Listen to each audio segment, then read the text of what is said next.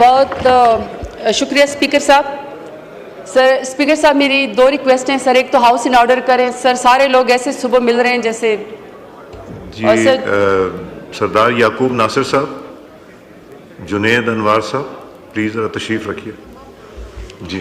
और सर दूसरी मेरी रिक्वेस्ट है कि सर काइंडली आज सर बैरिस्टर गौर साहब को जरूर थोड़ा सा टाइम दीजिएगा, क्योंकि सर उन्होंने हमारी पार्टी की पॉलिसी स्टेटमेंट देनी है। सर उन्हें सिर्फ पॉलिसी स्टेटमेंट देनी है। एक इधर। ओके सर बहुत शुक्रिया सर। बेसिकली तो उमर अयूब साहब ने कहा हाउस तरीके से चलाएं रूल्स के तहत, तो मैं तो रूल्स के तहत चलाऊंगा। पहले एक एक करता था, एक इधर देता था, एक इधर, अब दो उधर कर। जी थैंक यू। आप रूल्स वाले हैं ना, दिल की सख्ती नरम करें, नरम। आप रूल्स वाले हैं तो इसलिए मुझे पता है आप रूल की बात करते हैं जी। थैंक यू जी, बात की इजाजत हासिल। जी सर स्पीकर साहब आपका बहुत शुक्रिया, चूंकि सर सारी बात बेसिकली बलूचिस्तान के बर्निंग इशू जाफर एक्सप्रेस से शुरू हुई है। सर जितने जाफर एक्सप्रेस में हमारे लोग यरगमाल होकर वापस आए, ये तो सर अल्लाह ताला की बहुत मेहरबानी है कि ऑपरेशन कामयाब हुआ। लेकिन सर जितने मुसाफिर हमारे वहाँ पे शहीद हुए उनके लिए सर इंतहाई दिल दुखा हुआ है। दूसरा सर जितने ऑपरेशन करते हुए हमारी आर्म्ड फोर्सेस के लोग वहाँ पे शहीद हुए, सर उनकी शहादत का रुतबा तो बहुत बड़ा है, लेकिन जारी बात है सर जितना पूरे पाकिस्तान का दिल दुखा हुआ है उतना सर हमारा भी दिल दुखा है हमारी आर्म्ड फोर्सेस के ऊपर सर जो शहादतें हुई हैं। सर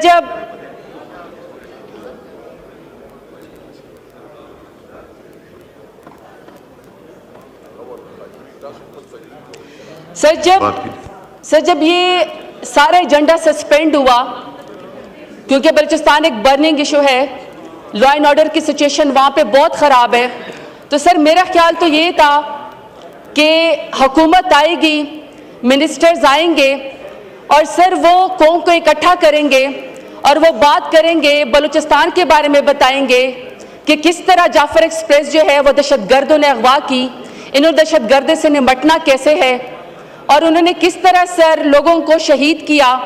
मेरा ख्याल ये था कि सर हुकूमत कोई डिसेंसी का मुजाहरा करेगी, या जिस तरह सर बन्नू के अंदर दहशतगर्दी वीकेंड का हमला हुआ, अभी सर हमारे रोज़ादारों ने पहला लुकमा भी सर अफ्तारी का अपने मुंह में नहीं रखा था कि सर लोगों ने खून के अंदर लथपथ लाशें जो हैं उनके जनाजे उठाने शुरू कर दिए। इसी तरीके से सर मदरसा हकानिया में जिस तरह हमारे उलमाए कराम के ऊपर दहशतगर्दी हुई और सर उनको शहीद किया गया, और जिस तरह सर टारगेट करके हमारे उलमाए कराम को शहीद किया जा रहा है, तो सर मेरा ख्याल ये था कि हुकूमत आएगी और बहुत ही जिम्मेदारी का मुजाहरा करेगी और बताएगी कि उनका दिल कितना दुखी और पाकिस्तान को कैसे जोड़ना है और दहशतगर्दी के नासूर से कैसे निपटना है। लेकिन सर बजाय इसके कि हुकूमत इसका जवाब देती कि ये दहशतगर्दी की लपेट में क्यों है, बलूचिस्तान में सर मेरे सराइकियों को और पंजाबियों को कौमी शनाख्ती कार्ड देकर बसों से उतार कर क्यों सरों के ऊपर गोलियां मारी जाती हैं। दहशतगर्द इतने ताकतवर क्यों हो गए हैं कि उन्होंने हमारे मुल्क के रियासत के रिट को चैलेंज कर दिया है। लेकिन सर ये मीडिया, सर ये रियासत, ये मुल्क और सर ये पार्लियामेंट गवाह है, और मुझे बड़ी खुशी है कि सर यहाँ पे आज डिफेंस मिनिस्टर साहब बैठे हुए हैं। सर डिफेंस मिनिस्टर को इन तमाम बातों का जवाब देने के बजाय इस बात की पड़ी हुई थी कि किस तरीके से पीटीआई को फिक्स किया जाए, किस तरीके से दहशतगर्दी का इल्जाम पीटीआई के ऊपर लगाया जाए। और सर उससे भी बढ़ के मुझे अफसोस ये हुआ कि डिफेंस मिनिस्टर को ये पड़ी हुई थी कि पीटीआई की 3 खवातीन आपस में पेप तक क्या करती हैं। और सर जो शख्स खुद रेहाना डार साहिबा से अपने इलाके में अपना इलेक्शन एक खातून से हार चुका हो, सर यकीन करे कि उस डिफेंस मिनिस्टर को ना डिफेंस मिनिस्टर बनने का हक है, ना उनको खवातीन के बारे में बात करने का कोई हक है। सुनेंगे। दूसरा स्पीकर साहब, इंसान बहुत खूबसूरत कोट्स बताता है, कोई अच्छी ज़रबुल मिसल देता है और सर उसकी वजह से तारीख में उसका नाम रखा जाता है। लेकिन सर डिफेंस मिनिस्टर ने कुछ सालों से एक फिक्रा रटा हुआ है, और कल भी सर उन्होंने दहशतगर्दी के बजाय पीटीआई को फिक्स करते हुए सारा इल्जाम इन्होंने पीटीआई के ऊपर लगाया। और सर इन्होंने कल अपना खूबसूरत मुहावरा या फिक्रा जो ये समझते हैं कि इनकी शान में बड़ी इज्जत में इजाफा होता है, सर इन्होंने कहा कि जी कोई शर्म होती है, कोई हया होती है। शायद ये समझते हैं कि इनको सवाब मिलता है सर ये बात करके।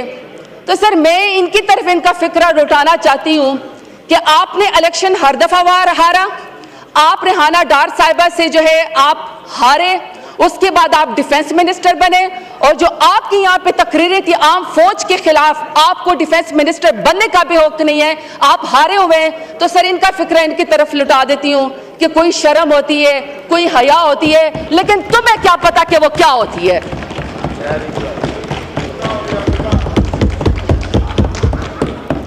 अब सर मैं ये स्पीच मेरे हाथ में, सर इसमें कुछ चीजें बयान की गई हैं। सर पहला है जी economic stability. Sir economic stability का मैं आपको बता दूं, सर अगर ये आपकी स्क्रीन दिखा सकें, जहां पे जीडीपी की ग्रोथ और जहां पे इकोनॉमिक स्टेबिलिटी की बात बताई गई है, सर उसको व्हाइट फ्लूट से जो है वो खत्म कर दिया गया।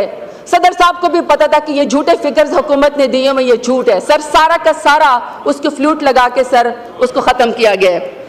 सर फिर उन्होंने कहा कि होप्स ऑन पार्लियामेंट, फिर उन्होंने कहा जी democratic system, restore public confidence in the rule of law, फिर climate change, population dynamics, ministries की परफॉर्मेंस, आईटी, इंडस्ट्री और यूथ।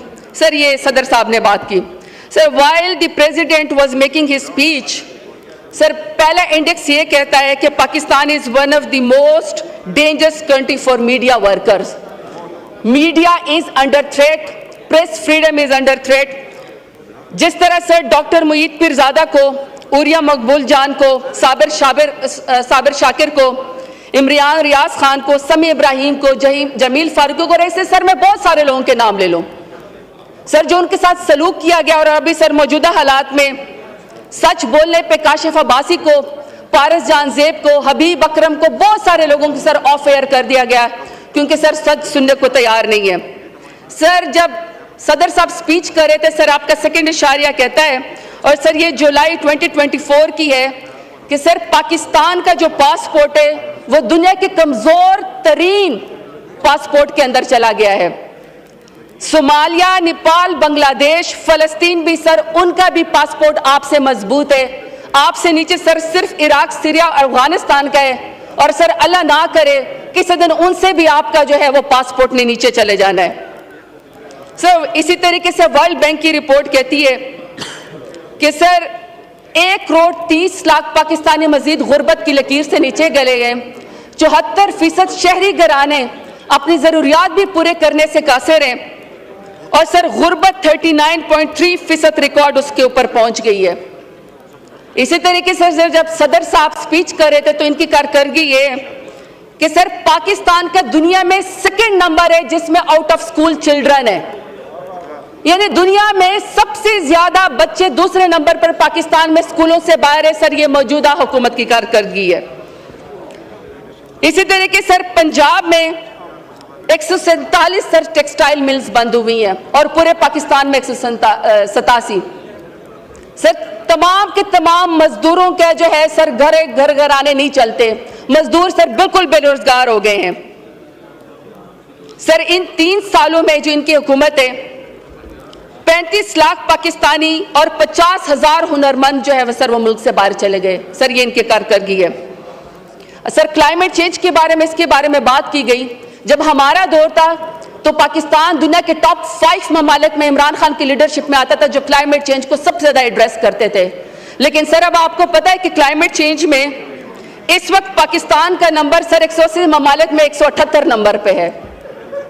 सर सिर्फ 2 मुल्क रह गए जो आपसे नीचे हैं, उसमें भी सर एक मगरबी अफ्रीका का कोई मुल्क है, गिनी बसाओ, और सर दूसरा शायद कोई सोमालिया है। सर सदर साहब ने अपनी स्पीच में कहा, सदर साहब ने अपनी स्पीच में कहा कि आवाम की उम्मीदों के ऊपर पूरा उतरना चाहिए।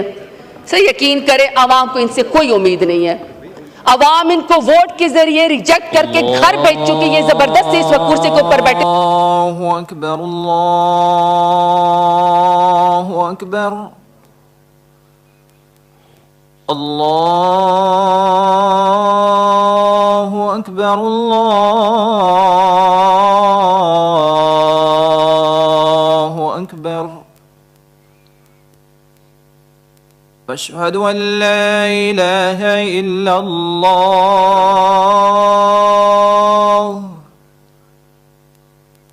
أشهد أن لا إله إلا الله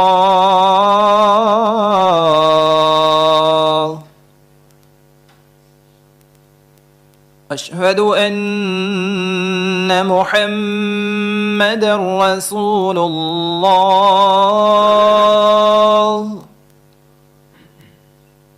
أشهد أن محمدًا رسول الله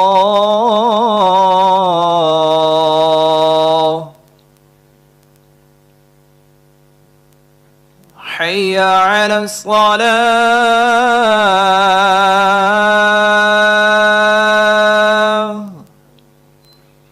حي على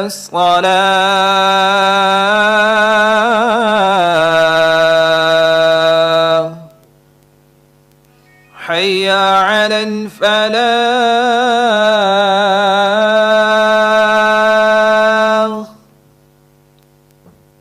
حي على الفلاح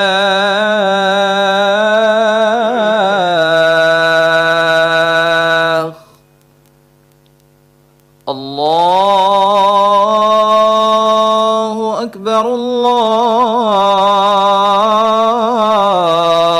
الله أكبر لا إله إلا الله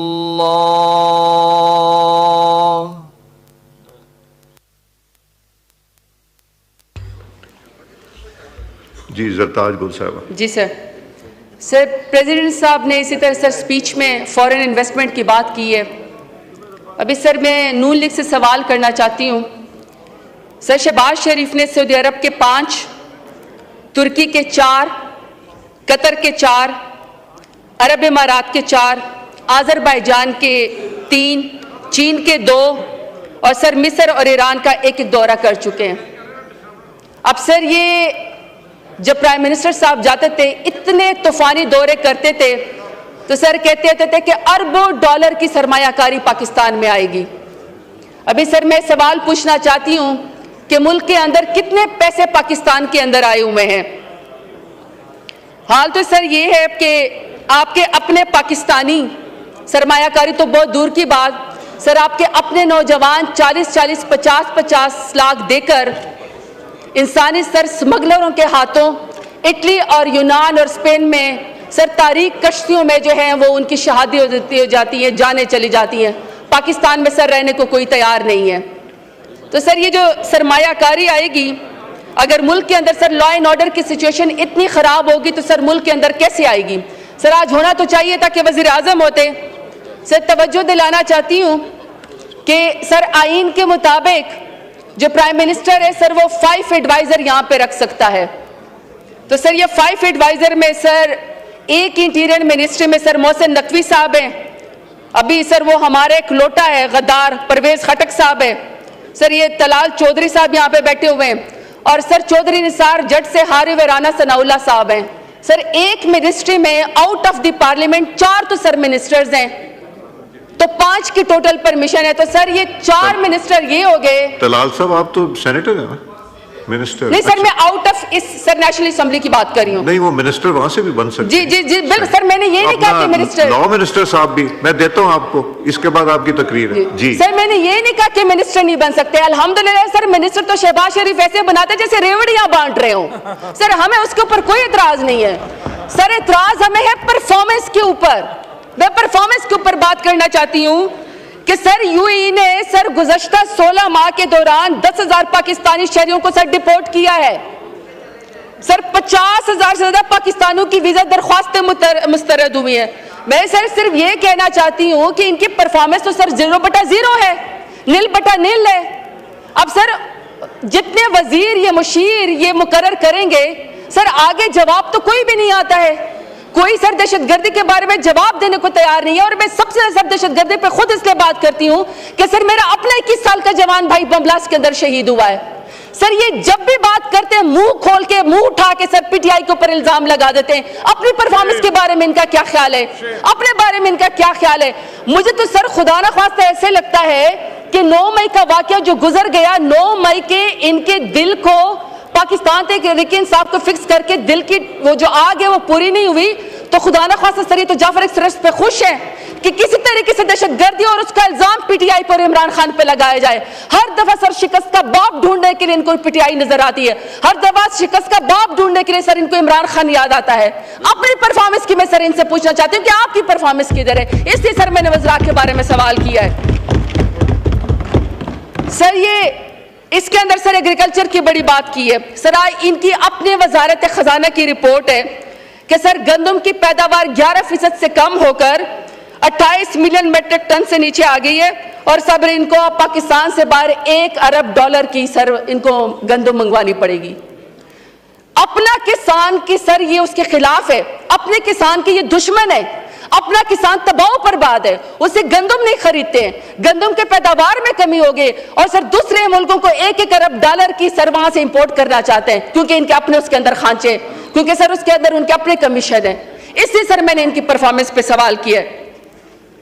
अगला सर प्रेसिडेंट साहब ने सर बड़ा ये 7 नंबर पेज पे सी पैक के बारे में बात की है।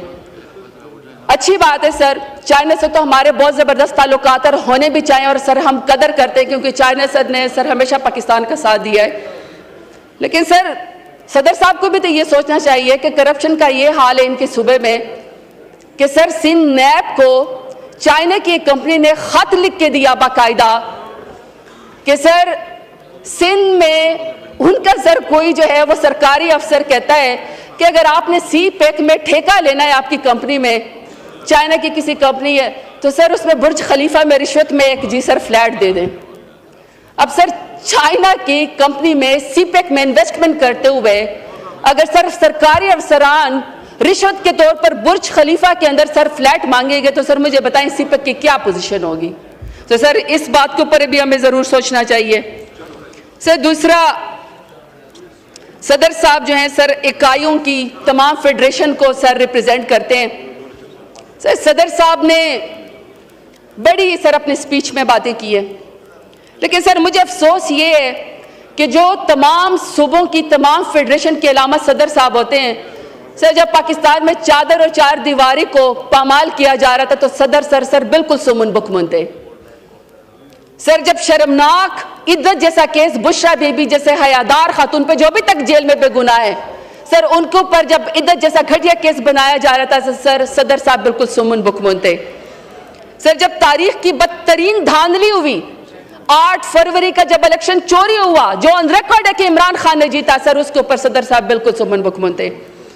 फिर सर लोगों की माओ बहनों बेटियों को जब अगवा किया गया 26 वाइनी तरमीम की खातिर, रात के 4 बजे सर जब 26 वाइनी तरमीम पास की गई तो सदर साहब न सिर्फ समुन बुकमुन बल्कि सर वो उनकी पूरी पार्टी सर 26 वाइनी तरमीम के अंदर सर खुद साथ शामिल थी।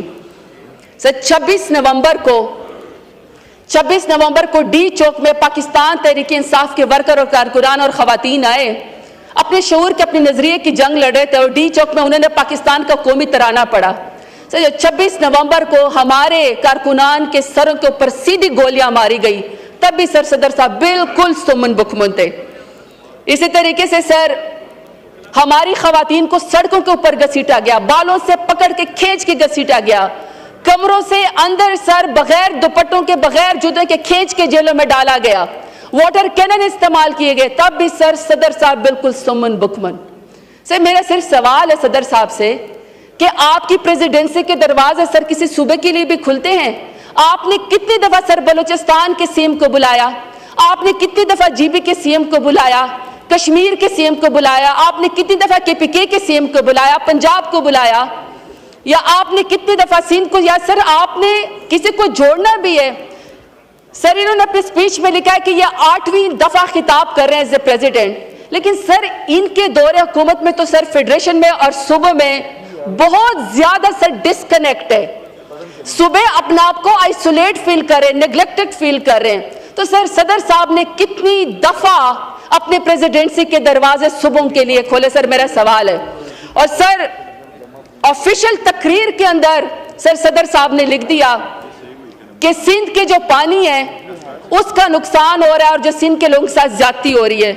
मेरा तो ख्याल है सर ये सारे CCI में बैठते हैं, सर ये काउंसिल ऑफ इंटरेस्ट के अंदर सर ये सारे इनके अपने CM भी बैठते हैं।